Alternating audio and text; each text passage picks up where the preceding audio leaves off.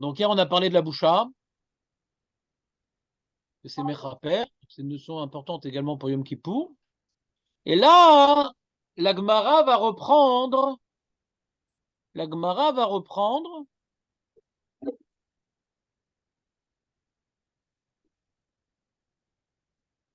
le sujet. Avant, on était dans la liste des enseignements de Rabbi Hanina, Rabba Bar Hanina Saba, au nom de Rav. On a eu 4-5 enseignements comme ça, qui n'étaient pas liés au Kriyat Shema, sauf le premier, Emet Viatziv, Emet Ve'amuna. Et là, on reprend la notion du Kriyat Shema. Amar Rabbi Abaou ben Zutreti, Amar Rabbi Uda ben Zvida, Bikshu Ligvoa Parashat Balak, Be Kriyat Shema. Very interesting. Bikshu, donc c'est qui? C'est Chachamim, ouais. Chachamim, ils ont demandé, ils se sont réunis, viens maintenant. Ouais, ils font des parachutes, tout ça, tous les matins. Viens, ils font aussi parachat Balak.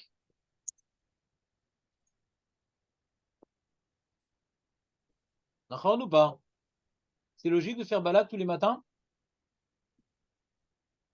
Hmm. Balak, c'est pas tzitzit.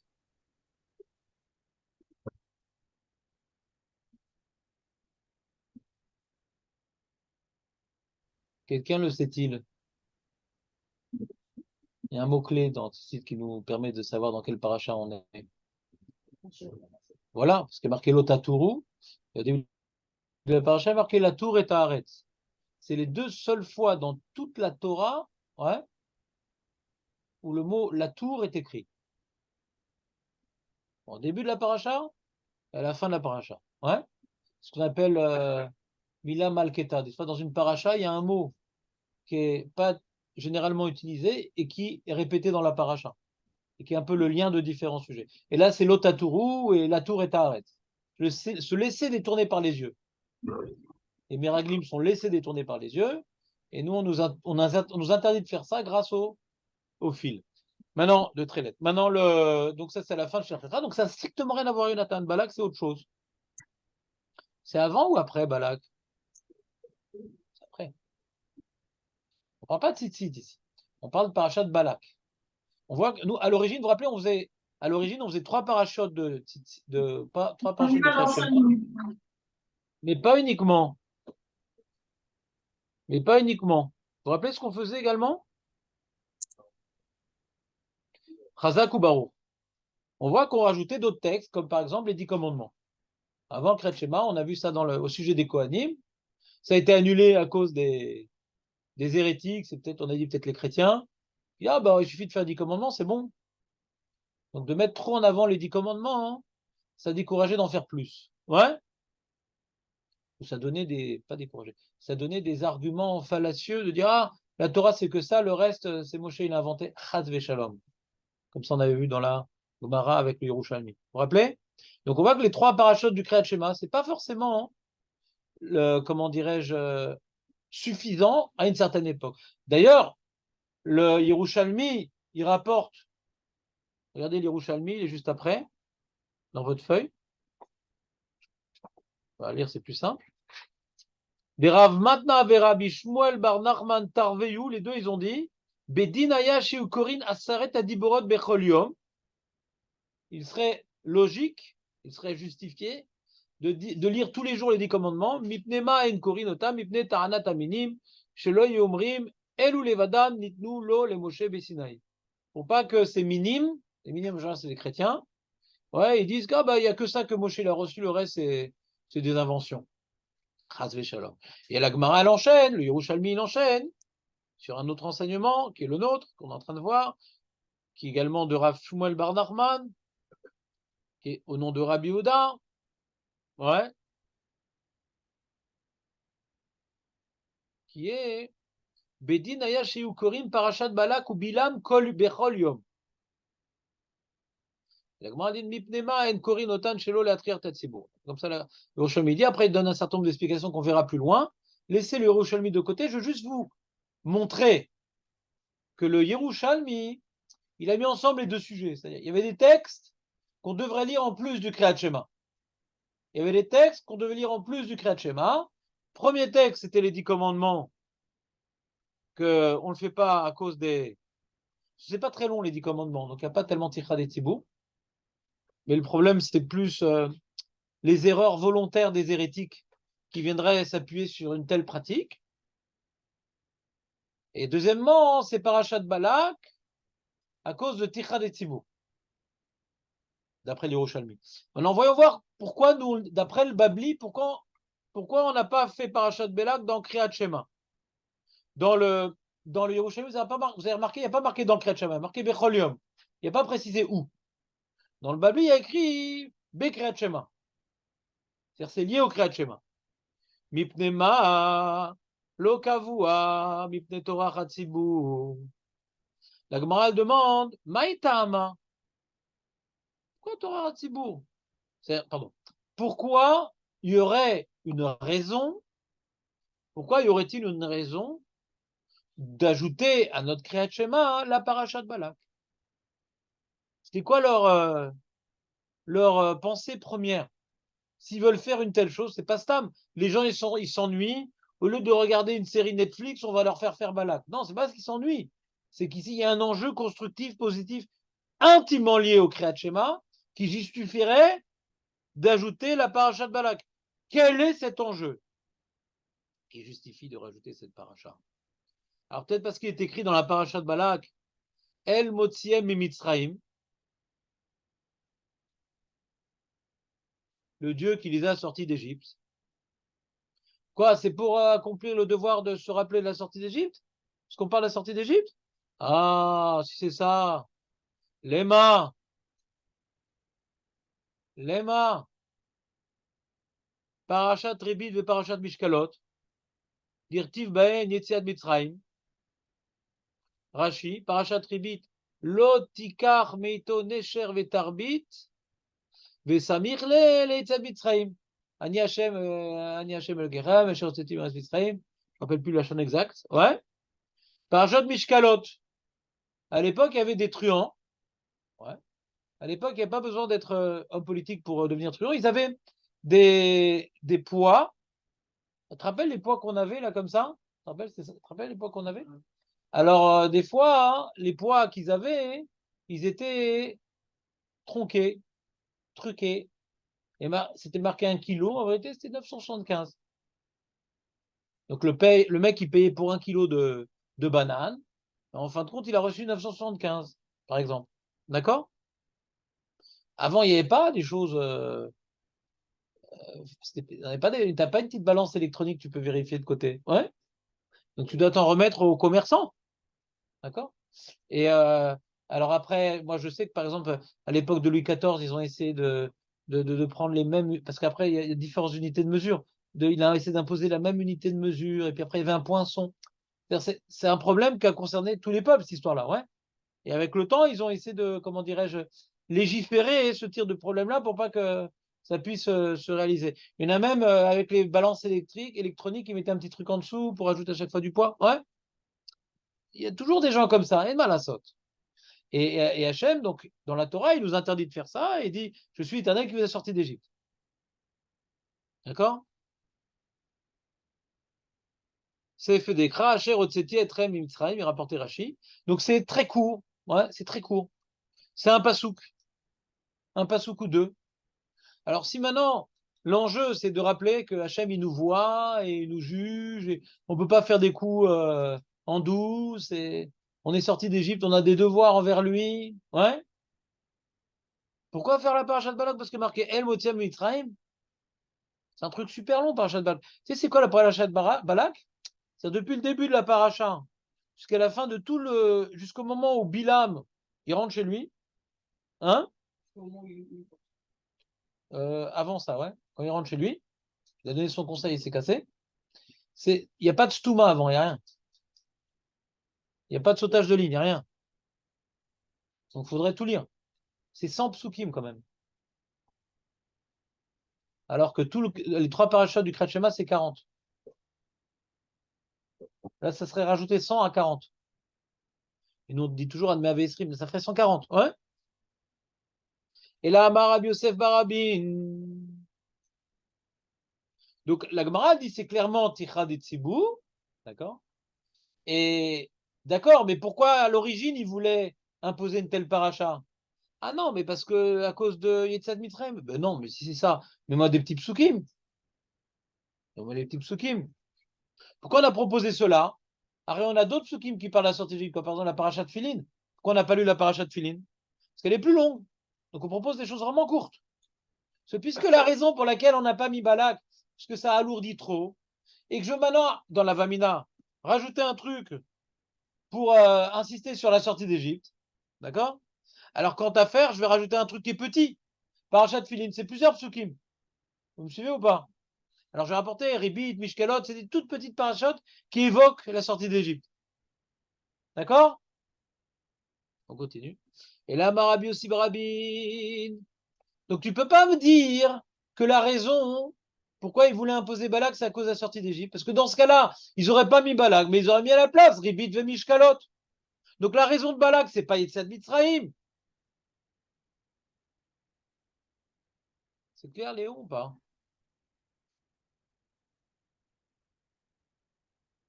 Je ferai répéter tout le plan, Léon. Mishum dirtiv be'ekra, kara shachav kari. Kara, c'est se mettre à genoux. On se met à genoux et on se couche. L'âme Israël, il se met à genoux, il se couche comme un lion. Ou que les via miakimenu, et comme une lionne. Et qui c'est qui peut nous déloger? C'est on est tranquillos. C'est un passou qui témoigne. Bilam, il voit l'âme Israël établi en tente dans le désert, etc. Ils sont complètement détendus. Ils ont peur de rien, ils savent que Dieu les protège. Comme un lion et une lionne. C'est les rois des animaux. Ouais. Et il est tranquille, le lion. La biche, moins. Mais il est tranquille, le lion. Ouais. Donc il s'installe sur tout son corps comme ça. Il flanche comme ça de côté. Comme un lion, quoi. Il est tranquille. On est comme un lion. Comme on est comme le roi des peuples. Hachem nous a mis, c'est notre protecteur personnel. On est tranquille. Peut-être c'est pour ça que. Ah, quel rapport. Alors la Gemara ne dit pas. La Gemara ne dit pas. Rashi dit. Regardez Rashi. Kara shachav. Des dami les ushorbecha uvkumecha. Il y a marqué shachav. Kara shachav. Et miyakimenu. Il y a marqué ushorbecha uvkumecha. Alors c'est quoi? Il y a un enjeu de faire des jeux de mots le matin. Enfin, le matin et le soir. Il y a un enjeu de faire des jeux de mots. Alors Rachid explique. Chez Akadosh Baruchou, Shomrenu, il nous protège. Beshorbenu vkumenu, quand on va se coucher jusqu'à ce qu'on se lève, la nuit on est tranquille. Pas besoin de mettre des gousses d'ail à notre porte. On n'a pas peur des vampires. Les shachev shlevim, veshketim kari ou kelavi. Kelevia.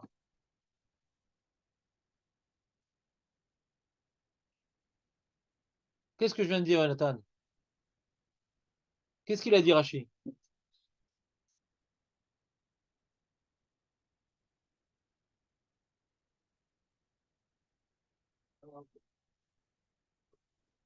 C'est quoi la question de Rachid? C'est quoi la réponse de Rachid?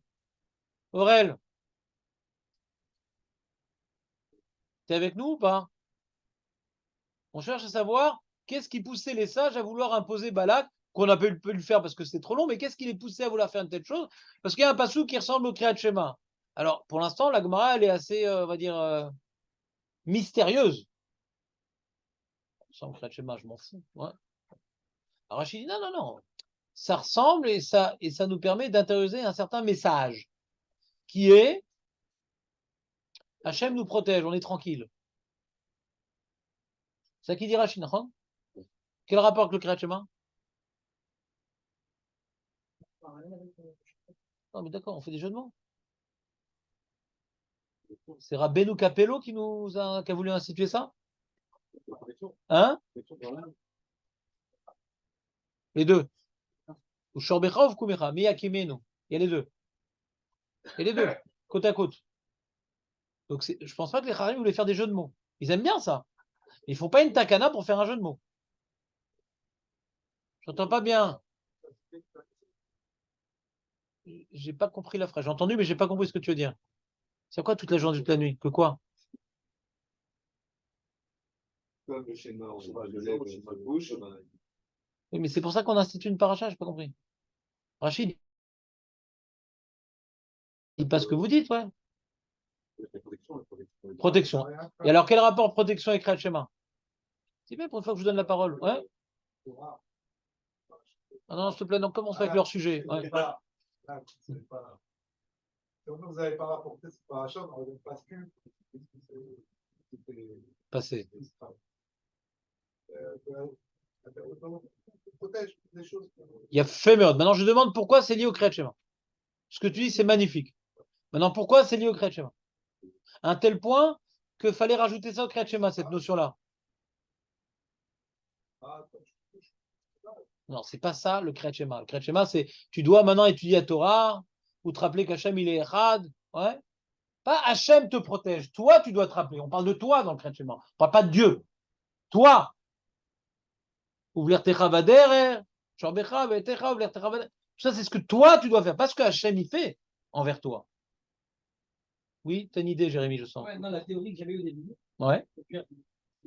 Non, pas du tout. Dans le schéma, on a fait d'abord le Malkout, on a reçu. Voilà. On s'engage sur les mitzvot, etc. Voilà.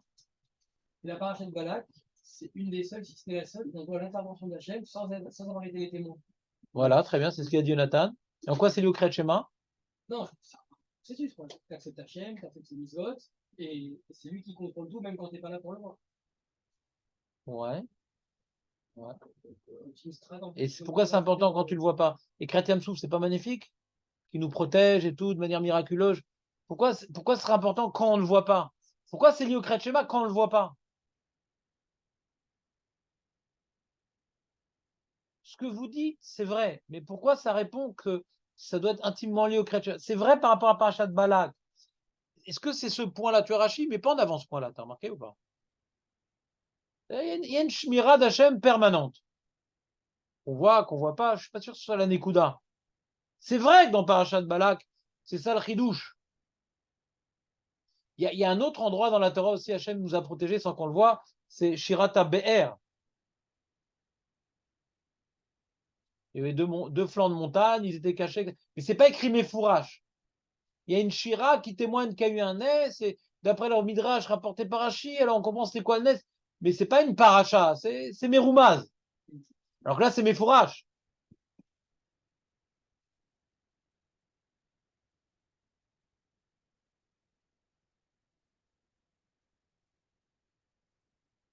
Ça reste mystérieux pour vous, cette barre encore?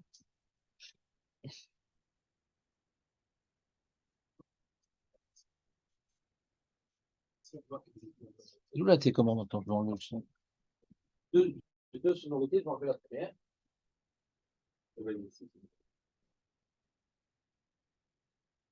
Oui, Julien. Je t'entendrai sûrement mieux. Ah, Juste pour dans l'Afghan. d'accord. C'est bon. Suivant. C'est énorme, mais on voit que dans ce moment-là, il n'a pas réussi à conduire la discrète. Il a des postes dans la discrète. Parce qu'on voit que la possibilité de l'Israël avec Hachem à ce moment-là, elle est tellement connectée à chaque fois. Hachem, c'est ça, c'est la connexion à Hachem. Ah. Ouais. Je suis d'accord avec toi, mais j'ai un petit problème sur ça. Je veux dire, c'est quoi mon petit problème? C'est peut-être juste ce que tu dis, mais je te fais part de mes impressions. Quand tu dis maintenant, quand on est des tzadikim mourir, ma chaîne nous protège, je suis pas très à l'aise. Je sens, quand je vais me coucher, je suis pas très à l'aise. Là, on parle qu'ils sont, c'est-à-dire, si maintenant tu dis Hachem, il est miséricordieux vers nous, ouais, je suis beaucoup plus à l'aise que dire, tu sais, à l'époque, on a été à un niveau tellement élevé qu'Hachem nous a protégés. D'accord, aujourd'hui, je suis pas très tranquille, alors, du coup. Tu comprends ce que je veux dire? C'est à double tranchant, ton histoire. En vérité, quand on est des tzadikim mourim, on pourrait même à la limite être goy, être rassuré que rien ne nous arriverait. Je ne comprends pas besoin d'être juif pour ça. Je pense que la force, la particularité du Ram Israël, c'est quand justement il n'est pas à la hauteur et qu'il bénéficie quand même du Midat HaRachamim. Ceci, c'est quand on est à la hauteur, bon, bah, les goyim aussi, hein, quelque part. Un goy, quand il ne fait pas le mal, il se comporte très bien, pourquoi il aurait à craindre Dieu? Tu comprends ce que je veux dire? C'est pas ce qui vient spécifier notre relation avec Dieu, c'est plutôt quand on n'est pas à la hauteur. que malgré tout, Hachem, il est très patient avec nous. Et même quand il se met en colère, il ne nous détruit pas. Il nous affaiblit, mais il ne nous détruira jamais, non. Donc c'est plutôt l'Amidat Hamim qui nous rassure, plutôt que quand on incarne les notions du Kriyat Shema, alors on n'a pas de raison d'avoir peur. Oui, pourquoi on aurait de raison d'avoir peur, Bichlal? C'est pas un ridouche. Tu comprends ce que je veux dire ou pas? C'est pas un ridouche. Ouais.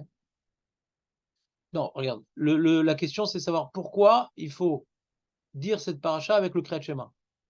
Donc depuis le début, vous m'expliquez très bien toutes les différentes dimensions de la paracha de Balak. J'aimerais que vous ajoutiez à votre explication la raison pourquoi ça devrait être lu avec le Kriyat Shema.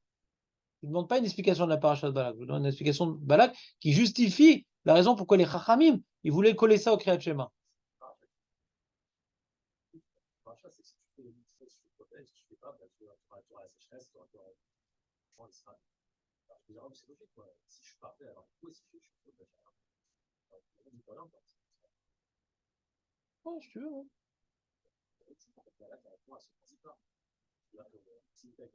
Et ça, on le voit, ça, ce double tranchant, on le voit pas. Dans Parashat Vahem Shamoua, on le voit, le double tranchant. Là, on voit juste le côté positif, pas le côté négatif. Toi, d'après toi, ça double tranchant. Quand on est des super tzadikim, on n'a pas de raison d'être inquiet. Mais là, on a l'impression, ouais, on est, le Hamisal, on est tranquille. Si tu ajoutes parce qu'on est les tzadikim, je vois pas pourquoi on serait tranquille. Je vais maintenant poser une question sur cette phrase-là. On voit un sentiment qu'on est tranquille, on est protégé, on est bien. Tu me dis, Vahem Shamoua, on voit le double tranchant, entièrement d'accord avec toi. Mais là, le ridouche ici, c'est qu'on est tranquille. Vahem Shamoua, c'est pour nous, justement, nous bouger, on n'est pas tranquille, non. T'es d'accord? C'est Kabbalah Talmudot, c'est pas pour nous qu'on soit tranquille, justement. On n'est pas tranquille quand on étudie Vahem Shamoua. C'est pour nous bouger, d'accord? Mais là, non, on est Shklevim, Shketim, Hashem Shomer, Aleinu. C'est plus une notion de miséricorde. Tu es d'accord avec moi? Même chez moi, c'est pas du tout une notion de miséricorde. Justement, c'est donnant-donnant. C'est pour nous bouger. Vadaï, ce qu'on a étudié dans la Gemara, que le Hachem, il a même pas, alors qu'il y a un instant tous les jours où il est Koès, il a éteint cette réalité de Kaas. Pour pas que Bilam, il arrive à éveiller la miséricorde, le din. Donc, s'il n'avait pas éteint cette petite lumière qui s'allume dans la journée, chaque jour, Hachem, a débarqué, le Israël a disparu. C'est comme ça, on l'a vu. Donc, on voit que c'est une miséricorde divine. On aurait pu être détruit par les clalotes de Bilam si Hachem n'avait pas fait cela. Peut-être, ouais, peut-être. Qu'elle dirait. Comment maintenant, on a vu, nous, il y a quelques jours, que Klalat Rinam, ça ne marche pas, d'accord? Donc, qu'elle dirait, si maintenant Hachem il a besoin de faire quelque chose pour pas que sa Klala, elle porte atteinte contre nous, c'est qu'elle dirait, il y avait des choses, comment dire, répréhensibles, on dit.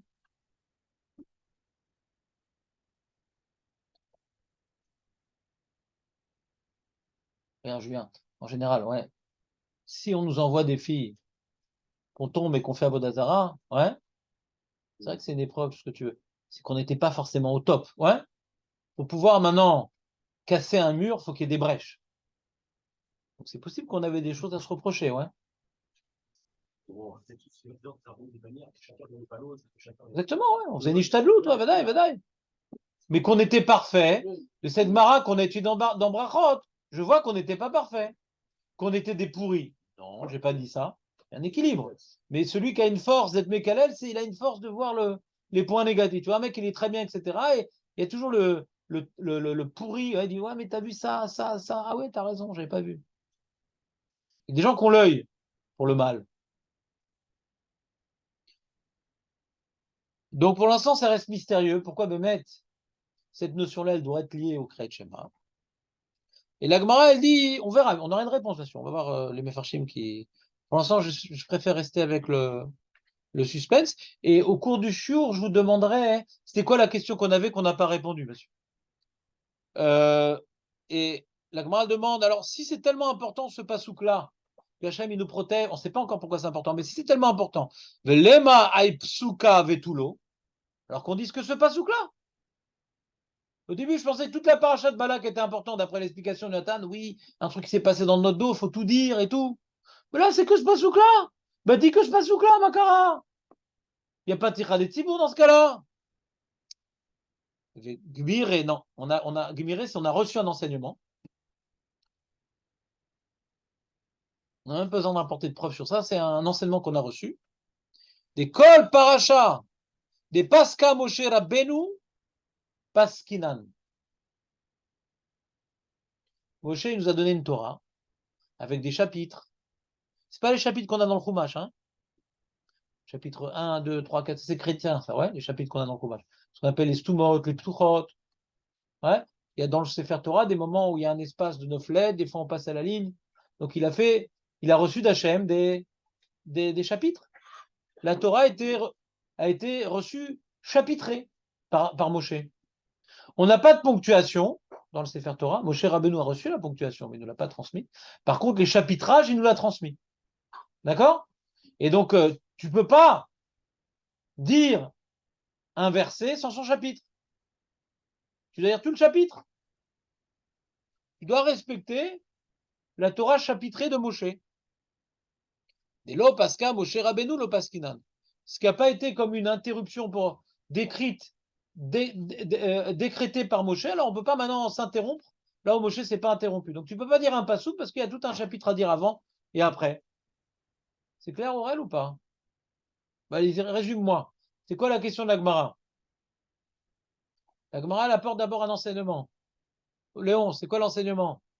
Ils ont voulu, voilà, qu'on dise la paracha de Balak. Pourquoi ils ne l'ont pas fait? Voilà. La Gemara, c'est quoi sa question?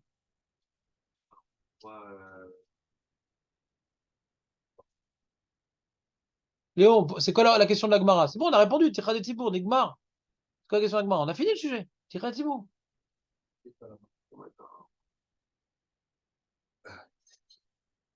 Tu devrais noter, Léon. On l'a expliqué plusieurs fois. La question de la Gemara, hein, qu'est-ce qu'ils avaient derrière la tête, les Chachamim, pour avoir voulu imposer de lire Parashat Balak? On ne l'a pas fait à cause de Tira des Tibour. Mais en quoi c'est important Parashat Balak? Et c'est lié au Kriyat Shema qui voulait l'imposer. Si c'était plus court, il l'aurait fait. Pourquoi lire le Kriyat Shema avec Balak obligatoirement? Qu'est-ce qu'ajoute Parashat Balak au Kriyat Shema? Qu'est-ce qu'ajoute Parashat Balak au Kriyat Shema qui voulait l'imposer? Je suis pas clair? Pas clair? Ah là là, Marco. Marco. Vous entendez Marco ou pas? Si vous l'entendez trop, je peux remettre le masque garde, mais si vous l'avez entendu bien, on peut rester comme ça. Ouais. Marco, il demande une question. Il dit, quand on parle de faire Parashat Balak ici, ça veut dire, il pensait mettre Balak à la place de Parashat Tzitzit ou en plus de Parashat Tzitzit? Tu entends, Julien, la question de Marco ou pas? Tu as une réponse à cette question? Pourquoi nous on dit Parashat Tzitzit, Marco? Toi, tu fais Parashat Tzitzit? Ouais. Razak. C'est quoi la raison essentielle pour laquelle on dit Parashat Tzitzit? C'est Mitzrayim. Alors continue. Est-ce que d'après toi, la Gemara voulait mettre Balak pour remplacer Parashat Tzitzit? Je t'écoute.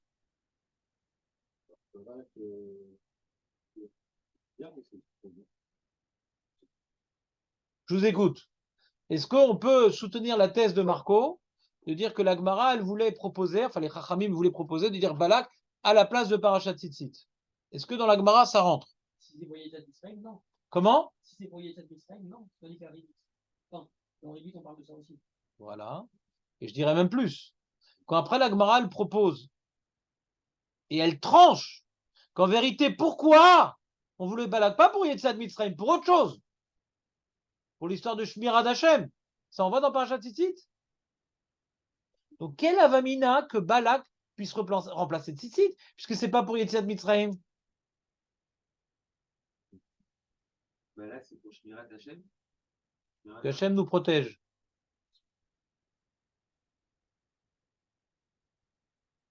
Vous comprenez ma question ou pas? Non, vous comprenez pas? Julien, tu comprends pas ce que je demande? Il complète pas l'autre, quoi. On avait besoin des deux, quoi. Et c'est Israël, mais Hachem nous protège. On ne peut pas enlever un pour. Alors, est-ce que vous êtes d'accord, Aurel? Aurel, il dit qu'on dit Parashat Balak pour deux raisons. Et Yetzat Mitzrayim, et Hachem. Est-ce que vous êtes d'accord avec Aurel? Non, parce qu'on a ailleurs des Yetzat Mitzrayim.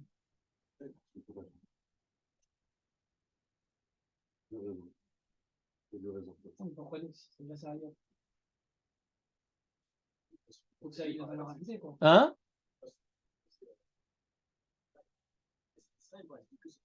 Voilà.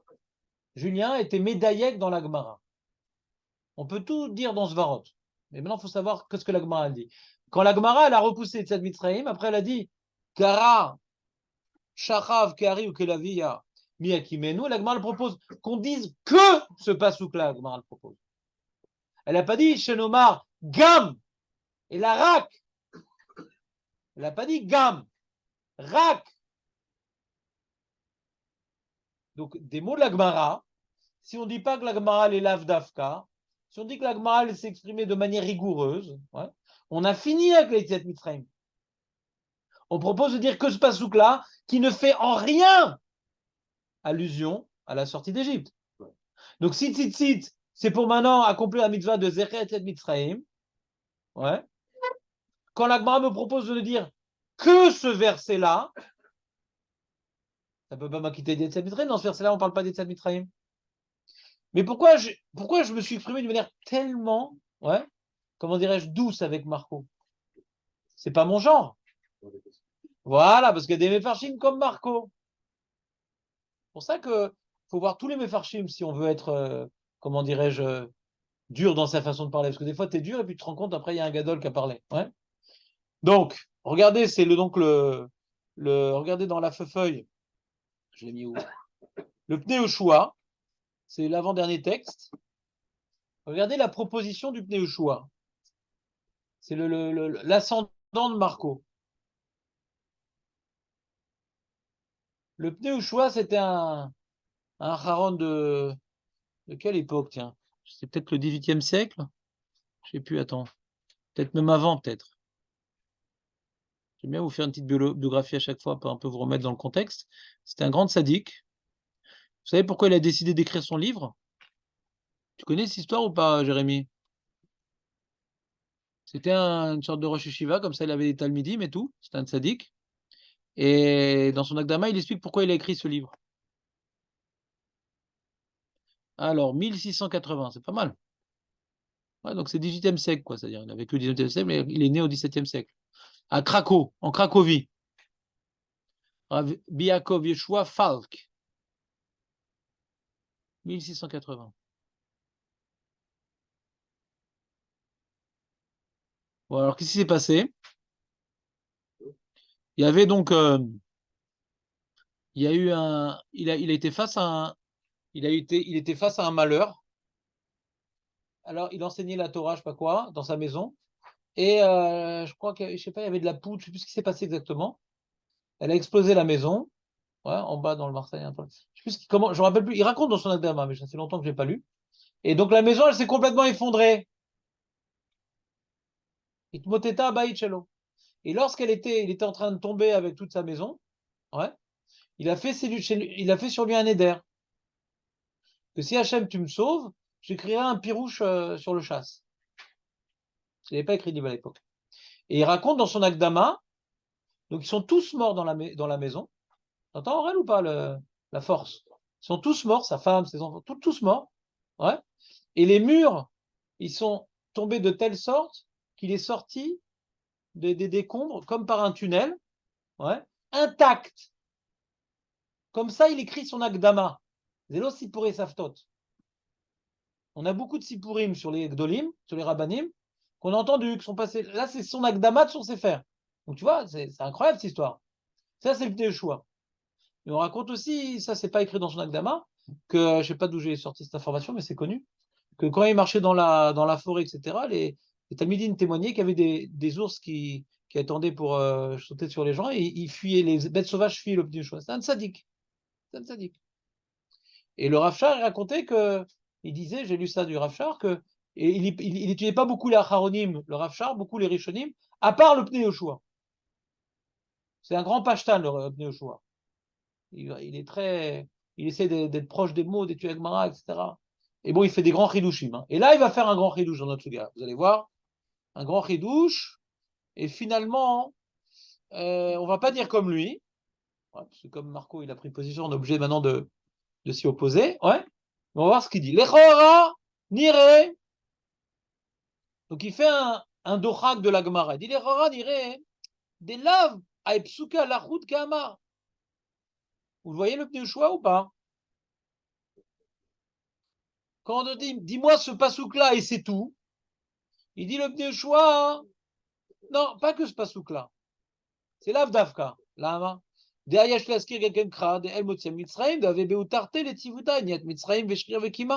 dit la raison pourquoi il voulait instituer Parashat Balak, en vérité, c'est mashma dans la Gemara, c'est uniquement à cause de la protection divine. On se couchait et se levait sans être inquiété. Mais moi, je pense que c'est aussi pour ça, comme il a dit Marco. C'est pour Yetzad Mitzrayim, qui est mentionné, et la notion de protection divine. Vav Sheini Kedai, et bien que je suis rien pour me permettre de dire une chose pareille. T'as entendu dire cette phrase, Marco, ça aurait plus de place. Ouais. Av Sheini Kedai, Mikol Makom, Nire Ma'amarze Tamoua. Parce que sinon, je trouve que cette Gemara, je ne la comprends pas du tout. Je suis rien pour dire une chose pareille. Dire comprendre ou pas comprendre, il faut déjà être intelligent. Moi, je suis rien pour dire que je comprends pas. Mais, a priori, je vais te poser mes questions. Je n'ai pas le droit de parler comme ça, mais je vais te dire ce qui me gêne dans cette Gemara-là. L'Omar, chez Bikshu, l'Ikvoa, Parashat Balak, Mishu Maïkra, Yetzad Mitzrayim, Veshriva, Vekema, Dema Bekar. Et quoi? Les Chachamim, ils voulaient mettre dans le Kriyat Shema la Parashat Balak, parce qu'il y a ces deux notions de Yetzad Mitzrayim et qu'on se couchait et se levait tranquillos. Dema Bekar, qu'est-ce qu'il y a dans ça? Kamakrae, Bekai Gavnash, Kachantuva, il y a plein de psukim dans la Torah qu'on voit comme ça, qu'Hachem nous protège, il nous a sortis d'Égypte. Makara, une Parashat Balak.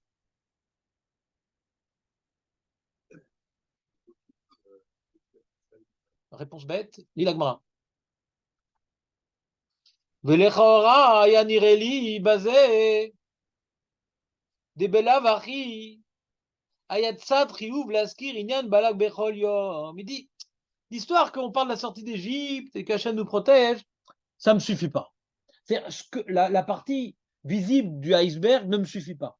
La Gemara donne ces deux arguments. Il dit, moi, je vais te donner un troisième argument qui n'est pas écrit dans la Gemara, mais qui est sous-jacent à toute la Gemara. C'est quoi?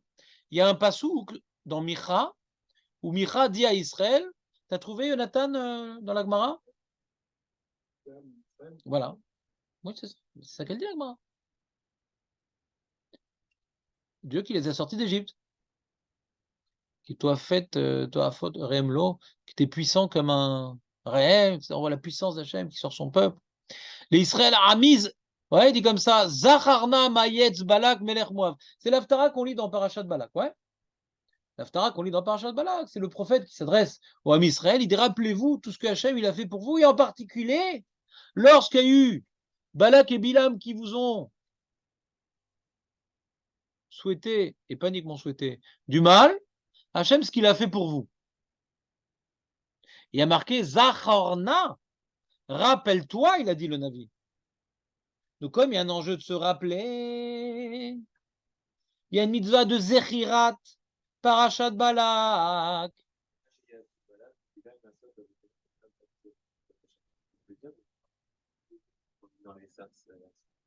Ah ouais, on dit ça à Sirot? Voilà, il a fait meurtre. Pourquoi on dit ça? À cause de ce pasouk-là dans Micha. T'entends ou pas, Aurel? Alors moi, ce que je vous expliquais tout à l'heure un petit peu, lorsque Julien était avec nous, c'était de dire que Hachem, il a fait quelque chose de surnaturel. Parce qu'il y avait une klala qui pesait contre nous, et que Bilam avait le pouvoir de bien exprimer, et Hachem, il a supprimé tout dossier, ouais, contre de nos agitateurs. On n'a aucun dossier contre nous. Quelque chose de surnaturel. Il a mis un bouclier de protection totale de son peuple, en s'opposant aux lois métaphysiques de ce monde. Pas aux lois physiques, aux lois métaphysiques de ce monde. D'accord? Et donc ça s'appelle Tzidkot Hachem. C'est ce que Aurel, il dit. Tu dis tous les jours ça, Aurel? Voilà. Mashma sheesh tzad chiyuv lezocho. Mashma de ce pasouk-là, et Aurel dit que c'est écrit dans le Sidou, qu'il y a un enjeu, à part cette histoire-là du Kriyat Shema, Il y a un enjeu de se rappeler de ce que Hachem il a fait en notre faveur lorsque Balak et Bilam ils ont voulu porter atteinte à notre peuple. Il y a un enjeu de se rappeler là. Le prophète il a dit rappelle-toi de ce qu'Hachem il a fait pour toi contre eux. Donc puisqu'il y a un enjeu sous-jacent, déjà de dire cette paracha là, hein, et qu'on a trouvé des arguments supplémentaires. On parle aussi de la sortie d'Égypte, on parle aussi que on peut se coucher, se lever tranquillos. Ouais. Mashma shel satriou les orou afalgav des pashte des kra ika les mimar des zechira belev. Car en général, zechira c'est balev, c'est pas bépé. On a vu qu'on parle zachor atamalek, ouais, c'est balev. Et du coup, on sait que c'est bapé, il y a marqué basefer dans la paracha. Donc on voit que c'est lav davka bapé, la gamme basefer. Normalement, zechira c'est balev. Dans la tête, pas besoin de mentionner. Dis bien que quand tu dis Zachorna, c'est dans ta tête, donc on n'est pas obligé d'instituer une lecture, d'accord? On n'est pas obligé d'instituer une lecture. Mais comme Kevin et Darshinan Birushalmi Bekra de Vegata Boyoman Valaila Shagayot Yoman Valaila Shavim. Puisqu'il y a un enjeu de Yerushalmi, que notre limoud du soir et du matin soit équivalent, et que le Réchalmi dit qu'il y a un problème, parce que le matin on dit 3 parachutes, et le soir on en dit 2. Pourquoi il dit que le soir on dit 2 parachutes, Marco? Yerushalmi, il y en a un problème. Vegeta Bouyoma Valela. Il faut que notre limoud, le minimum syndical, il soit équivalent le soir et le matin. Le matin, on a 3 parachutes. Le soir, on a 2 parachutes. Pourquoi on a 2 parachutes le soir? Parce que Tzitzit, il n'y a pas de mitzvah le soir. Donc les Yerushalmim, ouais, ils ne faisaient pas la paracha de Tzitzit le soir. Alors dis donc, puisqu'il y avait un problème de ce déséquilibre entre le soir et le matin, alors le Yerushalmi, il dit alors on a rééquilibré en rapportant à Shkivenu. Shkivenu, c'est pas un limoud. Donc c'est un peu bidon comme rééquilibrage. C'est les besoins, comment dire, par les moyens du bord, quoi. On a équilibré. Hein. Donc globalement, le Kret Shema avec ses brachot, c'est équilibré. Et quand on parle de Vegeta, Boyoman, Valé, on parle d'un limoud. Les limoud, c'est les parachutes, c'est pas les brachot. Vous me suivez ou pas? Donc puisqu'on avait un problème de ce déséquilibre que le matin on dit 3 parachutes et le soir on en dit 2, et qu'il y a un enjeu de se rappeler tous les jours de ce que Balak et Bilam nous ont fait, et que dans cette paracha, il y a Yetziat Mitzrayim et il y a le fait que Hachem nous protège. L'un dans l'autre, dans l'autre, dans l'un, ils ont voulu instituer Balak. Et donc d'après ça, à la place de Tzitzit, et Kefran Parashat Tzitzit, Lo Shayar, Lomar Balaïla, qui dépliquait Tanaï, Bematitin, Bessavant, qu'on va voir plus loin que est-ce qu'on est masqué Yitzhak Mitzrayim le soir, est-ce que Tzitzit c'est bien, etc. Mishumachi, Bikshu, Ligvoa, Yoter, Parashat Balak, Kedeshetia, Hegayot, Yom, Balaïla, Shavin, ou Mimela, Itkem, Bazé, Mahamar, Anavid, Ikamar, Zechorna, Iskiru, Bepe, Mamash, Vechen, Mashma, Ksat, Melachon, Roshli, Damar, Avida, Mibne, Shekatu, Betorah, Benevim, Tuvim, Ainsham. Donc le pneu choix, il fait un pile-poule intéressant. C'est intéressant ce qu'il dit dans l'idée. Il a une idée très intéressante. Il dit, il y a différents enjeux, ouais, que la parachate, si on dit la parachate Balak, on va accomplir tous ces enjeux-là. Il y a un premier enjeu qu'on a vu, c'est un problème évoqué par le Yerushalmi, que c'est embêtant parce que parachat Tzitzit, on ne peut pas le dire le soir.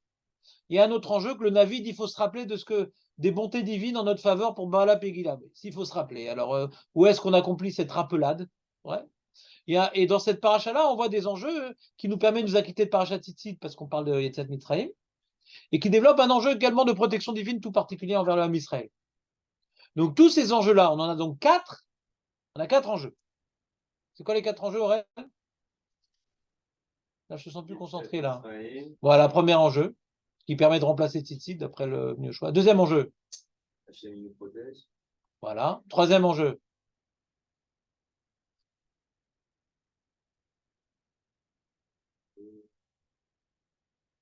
Jonathan? Je viens juste de le dire. Ouais, c'est quoi le troisième enjeu? Jérémy? Hein? Voilà. Il y a un enjeu de se rappeler de cette paracha-là. Et quatrième enjeu? Rééquilibrage entre matin et soir.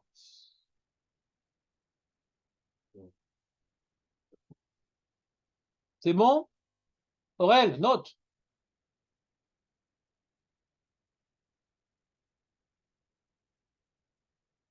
Mais la question de Julien est trop forte. C'est pas du pshat ce qu'il dit. La question de Julien est trop forte. Pourquoi elle est trop forte, la question de Julien?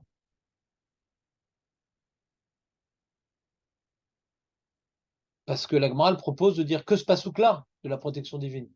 Moi, je sais pas que ça la gêne pas, ouais, qu'on ne mentionne plus toute la paracha, ouais, et en disant ce pasouk-là, on ne s'est pas rappelé ce que Hachem il a voulu faire bien par rapport, parce qu'on n'a pas dit toute la paracha, ouais. Donc c'est-à-dire que le Pnei Yehoshua il va expliquer s'il n'y avait pas de problème de tirade et tzibour, pourquoi il voulait imposer toute la paracha. Mais la Gemara ne semble pas dire ça, parce qu'elle dit, si on doit dire toute la paracha à cause de Yetziat Mitzrayim, dit plutôt Ribit Vemishkalot. Si la raison pour laquelle tu voulais dire toute la paracha, c'est pour Yetziat Mitzrayim, dis plutôt Ribit Vemishkalot. Si tu n'as pas de problème de tirade et tzibour. Et si c'est parce qu'il y a marqué un passouk qui ressemble au Kriyat Shema, on se couche, on se lève, mais qui nous rappelle une notion qui n'est pas dans le Kriyat Shema, que Hachem il nous protège, ouais. Alors ça dit que ce passouk-là, donc la Gemara est restée sur l'idée, c'est que pour cette raison-là qu'on devait dire Parashat Balak, et comme on ne peut pas dire le passouk tout seul, et qu'on doit dire toute la paracha, on n'a pas pu le faire parce que c'est Tirad et Tzibour. C'est pas machma la Gemara ce qu'il dit, le Pnei Yehoshua. C'est pas machma. Mais j'ai quand même une sheila, hein, si on ne dit pas comme le Pnei Yehoshua, dans le Shakla Veta, quand la Gemara au début, elle propose, peut-être à cause de Yetziat Mitzrayim, parce qu'il y a marqué El, Motziam et Mitzrayim, ouais. On dit, mais si on dit déjà Parashat Tzitzit, pourquoi on a besoin de dire Parashat Balak pour mentionner la sortie d'Égypte? Si c'est pas pour remplacer Parashat, si Balak c'est pas pour remplacer la Parashat Tzitzit, pourquoi la Gemara le propose au début? Pourquoi on doit dire Parashat Balak à cause de Yetziat Mitzrayim? Mais de toute façon, j'ai déjà dit Parashat Tzitzit. Quand je vais dire toutes les parachutes de Tzitzit, ça c'est une question.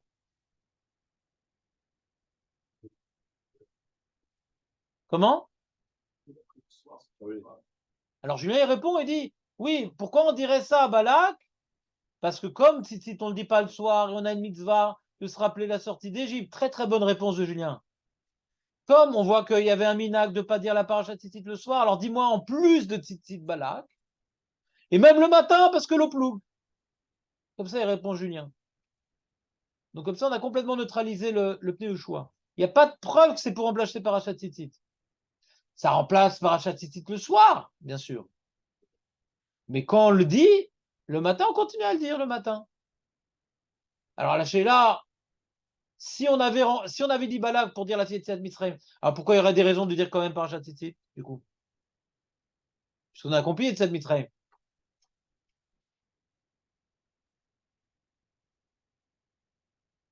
Alors j'aimerais, ça suffit pas la réponse de Julien. Ouais? Parce que si déjà tu mets Balak, on t'a quitté de Zechet Tzitzit Mitzrayim, et que le soir tu vas pouvoir le faire, mais le matin aussi tu vas le faire parce que l'eau ploug. Quand il n'y a pas marqué Likvoa Ba'erev, Likvoa, ouais. Alors pourquoi tu dois dire Tzitzit? Donc on revient à la remarque du Pnei Yehoshua. Donc ne dis plus Tzitzit. Non, c'est pas pareil, parce que mentionner la sortie d'Égypte, il faut savoir pourquoi je dois mentionner la sortie d'Égypte. Donc Tzitzit, c'est clair pourquoi. C'est Hachem nous a sorti d'Égypte pour qu'on accomplisse les autres. Donc c'est intimement lié à la notion du Kriyat Shema. Cette notion qu'Hachem nous a sorti d'Égypte pour recevoir les mitzvot, c'est lié au Kriyat Shema. Kriyat Shema, Hachem il est Echad. Il n'y a rien d'autre qui vaut dans la vie. Donc comme il n'y a rien d'autre dans la vie, on doit faire les mitzvot. Ça c'est première paracha. Tout le temps, marchant, courant, dormant, se levant, tout le temps. Après, on dit, c'est pas uniquement parce que tu as ma chaîne, tu vas faire une mitzvot, parce que tu es obligé. Ça, c'est Vayem Chamois. Et si tu le fais pas, tu te fais classer. Si tu le fais au Hachem, il y aura la Géoula. Il y a fait mieux. Et après, on te dit, et de toute façon, c'est pas uniquement parce que tu as la talaha que tu dois faire une mitzvot. Hachem t'a sorti des de toute façon. Donc, c'est lié au sujet.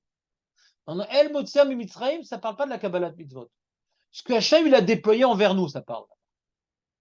Donc, cette notion-là de Zechet Yad Mitzrayim, peut-être qu'on est quitte d'Oraïta d'avoir mentionné Zechet Mitzrayim Balelot ou Bayamim Anelot, et peut-être qu'on est quitte, mais par rapport au lien avec le Kriyat Shema, hein, c'est pas directement lié. C'est une notion en plus. Donc, ça ne m'acquitte pas du Kriyat Shema, parce que c'est une autre notion de Zechet Yad Mitzrayim. Tu comprends, Marco, ou pas? C'est une autre notion. Ce qu'on dit dans le Tzitzit, c'est on doit faire les mitzvot parce qu'Hachem nous a sortis d'Égypte à condition que nous soumettions à lui. Cette notion elle est explicite dans la paracha Tzitzit. Ouais. El Motzia Mitzrayim, on ne parle pas des mitzvot. On parle de tout ce qu'Hachem il a déployé en notre faveur. Donc on aurait peut-être dû mentionner Parashat Balak pour parler de Yetziat Mitzrayim le soir, mais sous un autre aspect, qui est moins important que l'aspect du matin. C'est-à-dire, le matin, on est dans l'action. Donc c'est important de rappeler, agis, parce que Hachem t'a fait sortir d'Égypte pour cela. Donc tzitzit, le matin, c'est obligatoire. Le soir, on a dit, c'est pas un moment d'action. Mais regarde maintenant comme quoi tu vas te coucher en étant confiant et que Hachem regarde ce qu'il fait pour toi. Emet ve'emuna, on va dire. Balak, c'est un peu Emet ve'emuna. Donc on a besoin de mentionner la sortie d'Égypte le soir pour une autre raison. Et ça va être incarné par Parashat Balak. On accomplit Yetziat Mitzrayim par Parashat Balak. On dirait et le matin et le soir. Mais ça ne m'inquiète pas tzitzit, parce que la notion de tzitzit, elle est nécessaire le matin. Donc vous voyez, je suis en train de commencer à vous expliquer en quoi Balak est lié au Kriyat Shema. C'est-à-dire, dans le Kriyat Shema, qu'est-ce qu'on a vu? On voit plutôt nos devoirs. Ouais, on doit prendre conscience qu'Hachem est Echad, et qu'on doit faire les mitzvot par Ahava et par Ira, et puis ce qu'il nous a sorti d'Égypte, etc. Mais vous voyez que quand on a fini le Kriyat Shema, on dit Emed ve Yatziv, Emed ve Emuna, on est en train maintenant de prendre conscience, non pas uniquement de nos devoirs, mais que Hachem, il est bien notre Dieu, uniquement à nous, qui nous a sortis d'Égypte, qui nous a toujours aidés, qui nous aidera toujours. Dans le Emed Ve'emuna et le Emed Ve'atziv, il y a la notion que Hachem, il a toujours été, il sera toujours notre défenseur. Et donc, quand on dit on voulait fixer Parashat Balak, c'est intimement lié à Emed Ve'emuna et Emed Ve'atziv. Donc, dans le plan de la Gemara, c'est magnifique. On a rapporté l'enjeu de Emed Ve'emuna et Emed Ve'atziv. Après, on dit on va fixer la Parashat Balak. C'est bidou la suite de l'enseignement. C'est pas beau? J'étais trop rapide? C'est pour ça que demain, vous allez revenir.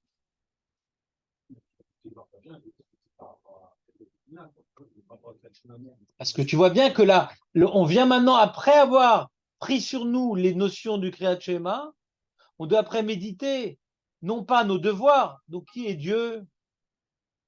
Qu'est-ce qu'il est pour nous? Qu'est-ce qu'il fait pour nous? C'est le Emed Ve'emuna Ve'emed Ve'atziv. On doit méditer la réalité divine qu'on a pris sur nous, on doit la méditer. Et donc, du coup, on ne médite pas forcément nos devoirs. Pas Emet, Ashrei Adam qui fait les mitzvot. On dit ça aussi dans Emet Ve'emuna Ve'emed Ve'atziv. On dit aussi ce que Dieu est pour nous. Ani Hashem le gars Asher Otseti Me'eretz Mitzrayim. On doit le méditer, Nachon? On doit le méditer. Alors, ce Parashat Balak nous permet de méditer dans les faits combien Hashem il nous protège tout particulièrement et qu'il est notre Dieu à nous, le peuple élu. Parashat Balak, elle prouve qu'on est le peuple élu et qu'on est protégé même dans notre dos par Hashem. C'est la meilleure preuve qu'on est le peuple élu. Ouais, mais Mitzrayim Gealtanu, nanana, Ezra Tavotenu, Dor Vador. Balak en est l'illustration. Donc, comme on dit Emed Ve'emuna, Balak c'est la suite. Parce que dans les Emed Ve'emuna, on aime bien. Comment? Dans l'idée. Il y a une takana de Emed Ve'emuna. On est en train maintenant de méditer par nos mots les parachutes qu'on a lus. On développe une notion de protection qu'on est le peuple élu qui n'est pas écrite clairement dans le Kriyat Shema. Le protection permanente qu'on est le peuple élu, Balak aurait été bien placé dans les parachutes à lire pour développer, c'est le plus gros du développement, hein, qu'on est le peuple élu, qu'on est protégé dans Emed Ve'atziv et Emed Ve'emuna. Tu es d'accord avec moi? C'est le plus gros du développement. Donc ça aurait été bien vu de mettre Parashat Balak avant maintenant de statuer sur les enseignements de Parashat Balak par le Emed Ve'atziv et Emed Ve'emuna. Donc c'est intimement lié les deux enseignements que la Gemara propose, l'un à côté de l'autre.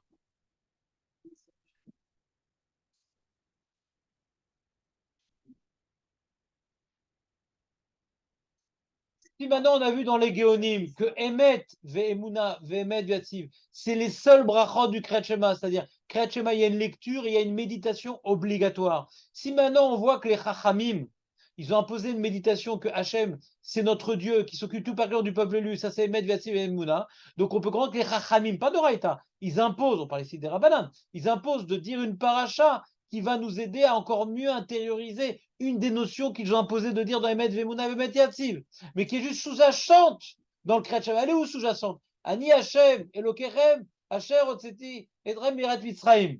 Là-bas, on voit maintenant que par rapport à l'enjeu des mitzvot, la notion c'est qu'il est notre Dieu qui nous a sortis. Cette notion de Dieu protecteur.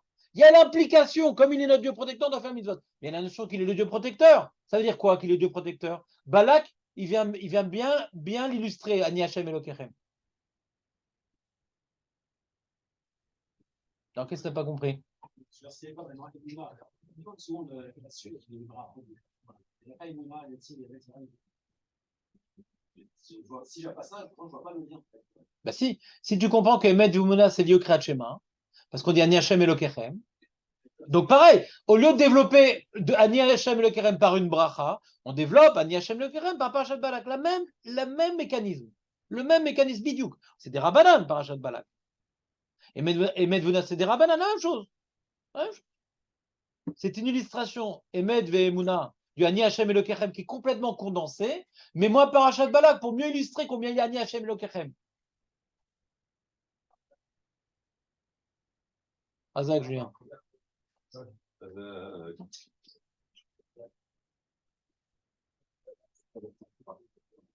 Ouais, j'ai plus de